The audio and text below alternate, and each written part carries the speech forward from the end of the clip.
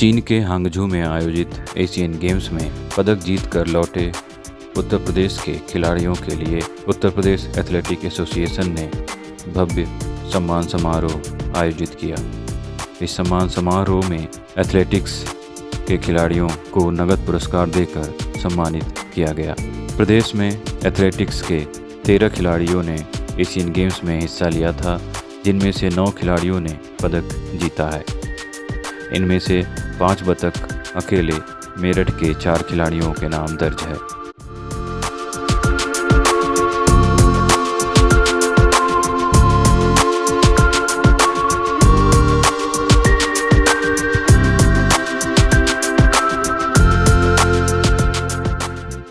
केंद्रीय राज्य मंत्री डॉक्टर संजीव बालियान, मेरठ के जिलाधिकारी दीपक मीणा, उत्तर प्रदेश एथलेटिक एसोसिएशन के अध्यक्ष आशुतोष भल्ला सहित तमाम पदाधिकारियों ने मौके पर पहुंचे खिलाड़ियों को सम्मानित कर नए खिलाड़ियों को उनकी प्रेरणा बताया।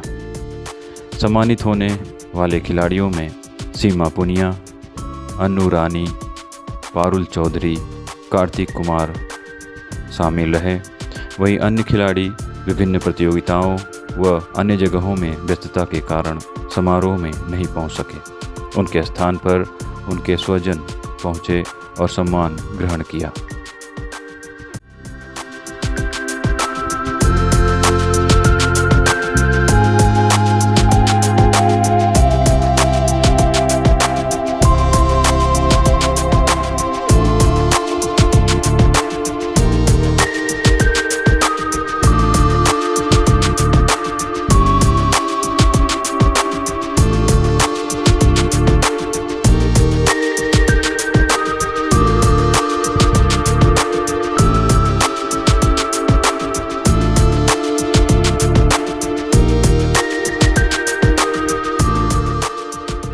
और इस बार तो पश्चिम उत्तर प्रदेश में एक तरह से मुझे नहीं लगता इतने मेडल की कल्पना हम किसी ने की है। हारून के कैसे मेडल रहे, अन्नू का कैसे मेडल है, और सीमा तो लीजेंड है ओलंपिक्स की, उसके एशियाड की लगातार 3 एशियाड में मेडल। कार्तिक है और बहुत से खिलाड़ी नए नए निकल के आए, किरण बालियान, और कल्पना नहीं थी जिन जिन खेलों में मेडल आए हैं।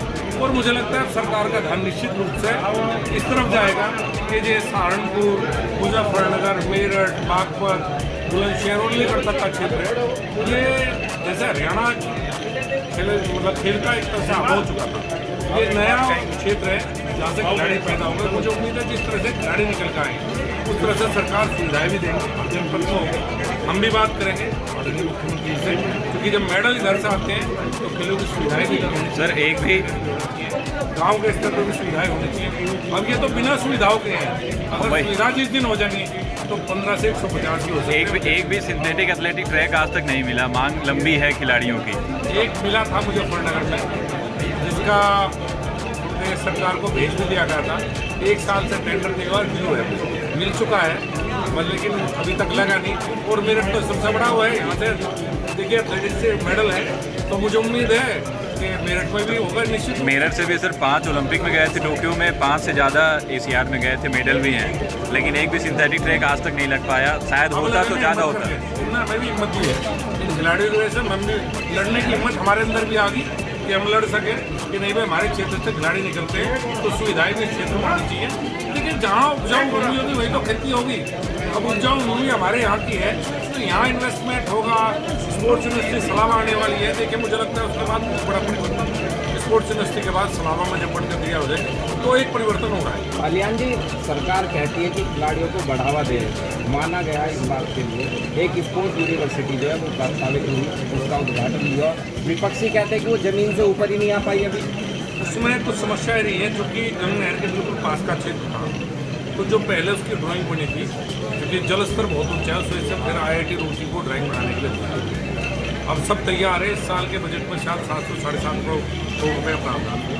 वहाँ की वाइस चांसलर की पोस्ट भी एडवर्टाइज हो चुकी है, तो 1 साल का डिले आप इसलिए कह सकते हैं कि गंगा नहर की वजह से वाटर लेवल ऊंचा होने की वजह से जिस तरह की ड्राइंग थी सब में बदलाव करना पड़ा, तो 1 साल विलम्ब जरूर हुआ, लेकिन उसके कारण थे। और मुझे उम्मीद है बहुत जल्द अब वाइस चांसलर भी लग रहा है और जमीन से बाहर भी आ रहा तो क्या माना जाए कि जो स्केच टू रन फिल्म थी उसकी जिसने डिजाइन किया, ड्राफ्टिंग में जिसकी कमी रही, उसकी कमी मानते हैं कि उसने इसे गंभीरता से नहीं लिया, जबकि ये ड्रीम प्रोजेक्ट भी था, सरकार भी इसे चाहती थी और मोदी जी ने भी इसे स्वयं कहा था। है। देखिए कमी तो रही होगी, जब डिले हुआ है मैंने कहा है, अब वो तो लखनऊ से पता लगेगा।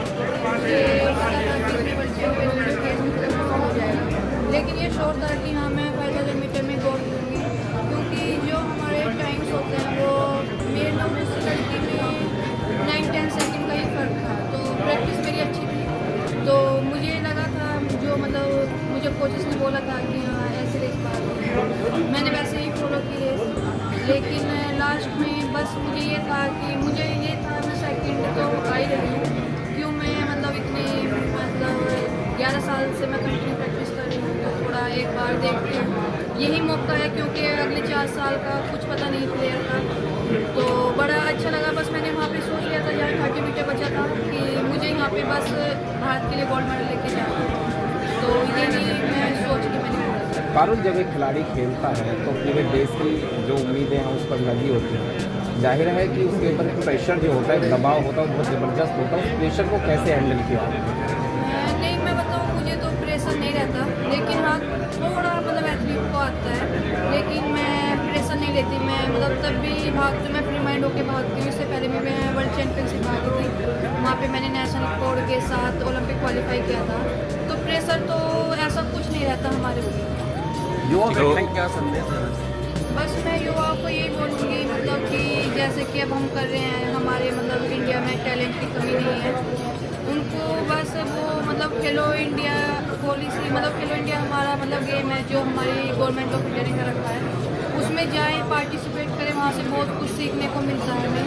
और मेन अपना फोकस, डिसिप्लिन और मेहनत, मेन तो मेहनत है, मेहनत करो, मेहनत करके एक न एक दिन जो हम सोचते हैं वहाँ तक पहुँच ही जाते हैं। सरकार से कितनी अपेक्षाएं और सरकार कितना खरा उतर रही है खिलाड़ियों की अपेक्षाओं पर?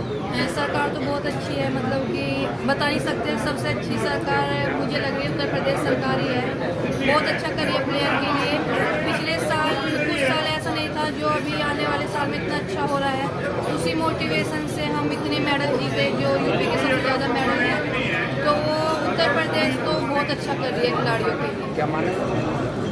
अनु, आज जो सफलता आपने हासिल की है, आगे का हम क्या देखना चाहेंगे, कहाँ अपने आप को देखना चाहोगे, और कौन सा मेडल अभी अगला लक्ष्य है आपका?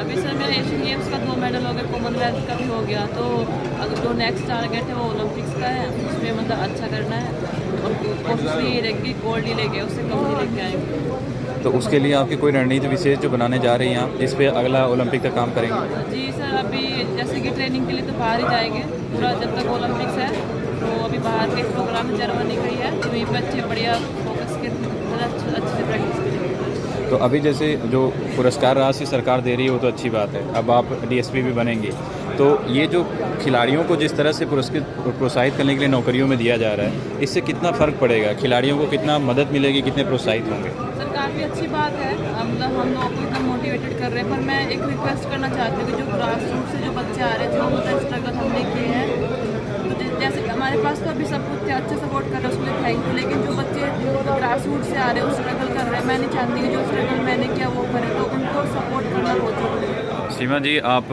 लगातार एशियाड में पदक पे पदक जीत रही हैं, अब अगली पारी आपकी क्या होगी, अगला लक्ष्य क्या है? देखिए, मेरा सबसे पहले का भी लक्ष्य है कि जो मेडल आया उसको मैं एंजॉय करूँ, क्योंकि एक एज के बाद ना बहुत मुश्किल है जो मेरा स्पोर्ट्स है उसको करना, और अपनी माइंड को तैयार करना कि क्या मैं पेरिस जा सकती हूँ, उस पर ध्यान करना। और उसमें जो सबसे बड़ी समस्या आती है मेरे पास स्पॉन्सर की आती है, जो भी मिलता है मेरी पॉकेट से मैं वही खर्च करती हूँ। सरकार कहीं भी कोई भी चीज़ें हैं वो देखती है कि उसकी एज हो चुकी है तो उसको ये चीज़ें मत दो, और मेरा मानना जब एज बढ़ती है तो सुविधाएँ आपको डबल देनी चाहिए अगर कोई करता है तो। जी, तो पेरिस ओलंपिक में हम देखेंगे आपको, आशा है? हाँ, मुझे विश्वास है, और जब विश्वास है तो आदमी कर सकता है। तो आप काफ़ी सीनियर खिलाड़ी हम कह सकते हैं, जो भी हमारे वर्तमान में पदक जीते हैं या प्रतिभागी रहे हैं, खेल का माहौल कितना बदला है जब आपने शुरू किया होगा और आज जहां आप खड़ी हैं? देखिए, जब मैंने शुरू किया तो के पैसे लगा के हम ट्रैवल करते थे और शूज़ पीटी शूज़ में फेंकते थे। अब स्टेट लेवल का बच्चा नाइक के शूज़ पहन रहे हैं, और मैं बता सकती हूँ कि खिलाड़ी जो रिक्शा में चलते थे, गाड़ियाँ जो नेशनल में मेडल लेता है तो उसका ठीक सा होता है। जी और मैं मानती हूँ कि सरकार की पॉलिसियाँ बहुत अच्छी हैं, लेकिन जिन्होंने पॉलिसियाँ बनाई है ना, उसमें अगर कोई बैठ के हमारे से पूछे तो बहुत कुछ बदलने लायक भी है। जैसे अगर आपको सुझाव देना चाहें। जैसे मैं बताती हूँ, जैसे अभी किरण वालियान है, वो थर्ड आई है, मैं भी आई हूँ, शायद मेरा कोई लास्ट है, लेकिन जो एक प्राइज़ मनी है खिलाड़ी को 4 साल बाद ये मौका मिलता है, जी उसको बेचारे को मतलब कि थर्ड वाले को ऐसे बाहर निकाल देते हैं जैसे मतलब कुछ है ही नहीं।